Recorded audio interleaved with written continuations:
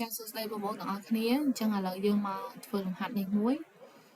ឬការ៉េនៃ1បូកឲ្យនឹងឬការ៉េនៃ6បូកឲ្យនឹងឬការ៉េនៃ4អញ្ចឹងបើមើលទៅឃើញឬការ៉េច្រើនតង់ប្រកាសជាពិបាកណាមែនអត់ប៉ុន្តែជាក់ស្ដែងអត់អីទេលំហាត់ហ្នឹងគឺស្រួលបើយើងចេះ technique គិតរបស់វា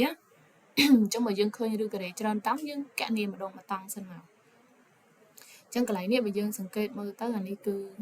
1អានេះ6ហើយអានេះ9ចឹងនៅក្នុងការដោះស្រាយឬការ៉េច្រើនតង់អញ្ចឹងគេដោះស្រាយពីឬការ៉េអាតង់ក្រុមគេមុនអញ្ចឹងដោះស្រាយឬការ៉េនៃនេះនៃ9មុនអញ្ចឹងយើងគិតមកឬការ៉េនៃ9ចេញមកបានប៉ុន្មានចាអញ្ចឹងឬការ៉េនៃ9គឺចេញមកបាន3ចាំមានថាកន្លែងនេះឬការ៉េនៃ1បូកឲ្យឬការ៉េនៃ6ចំណែកអានេះបូកឲ្យនឹងឬការ៉េនៃ9មិនចេញមកបានចាបាន3ចឹងមានន័យថាឬការ៉េរបស់យើងមើលទៅនៅសល់តែ2តង់ឯងអញ្ចឹងយើងកណនាអញ្ចឹងបន្តទៀតកន្លែងនេះ1បូកឲ្យ